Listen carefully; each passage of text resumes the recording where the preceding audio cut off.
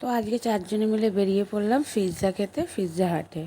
তো তোমরা থাম্বনেল আর টাইটেল দেখে অবশ্যই বুঝতে পারবে, পুরো ভিডিওটা স্কিপ না করে তোমরা পুরো ভিডিওটা দেখতে পারলেই বুঝতে পারবে।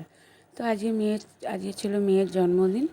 তো 10ই সেপ্টেম্বর মেয়ের জন্মদিন ছিল, আর 15ই আগস্টে ছেলের জন্মদিন ছিল।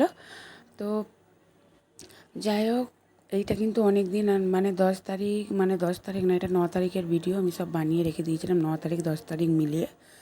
তো ভিডিও করে রেখে দিয়েছিলাম, সময়ের অভাবে আমি ছাড়তে পারিনি, আর শর্ট ভিডিও দুদিন ধরে ছাড়তে পারছি না। তো যাই হোক, ঘরে কাজকর্ম থাকলে দুটো বাচ্চা নিয়ে করি, সময় হয়ে ওঠে না, মানে শরীরে প্রচণ্ড ক্লান্ত ভাব আমার, ওই জন্য মানে আর ভিডিও প্রতিদিন ছাড়া হয় না। এবার চেষ্টা করব রেগুলার ছাড়ার। তো না হলে আমি তোমাদের মতন কী করে ভাইরাল হব বলো। তো আমি তো অত বড় ইউটিউবার নয়, সবে সবে শুরু করেছি, আশা করি তোমাদের আশীর্বাদে আমি একটু বড় হয়ে যাব। তো যাই হোক, গুড মর্নিং মাই ফ্যামিলি, তোমরা সবাই কেমন আছো? আশা করি তোমরা সবাই ভালো আছো, আমিও ভালো আছি। তো পূজা লাইফস্টাইল আর একটা ভিডিও নিয়ে তোমাদের কাছে চলে এসেছি শেয়ার করতে।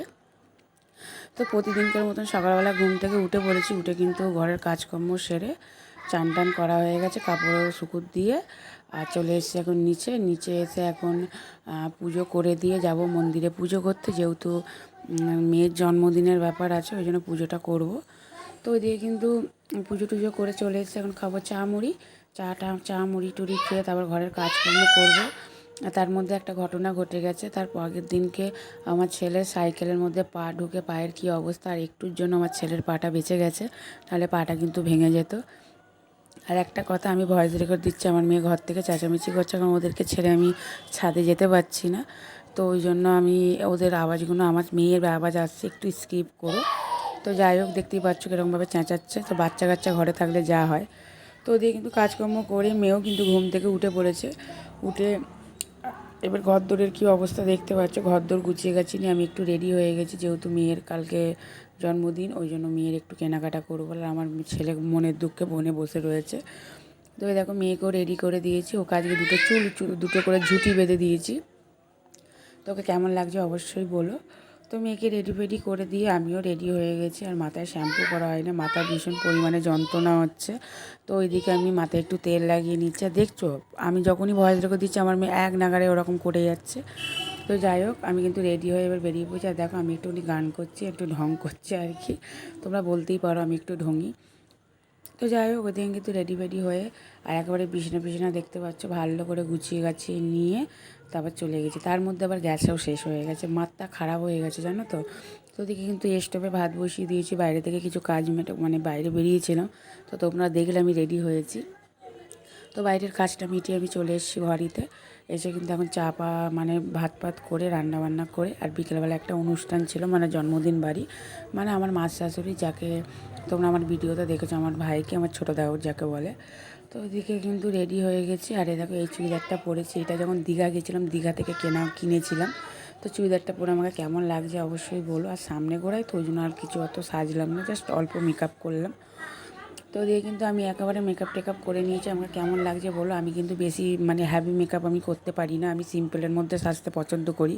সে শাড়ি পরি কি চুড়িদার পরি, আমি সিম্পলের মধ্যে সাজতেই ভালোবাসি।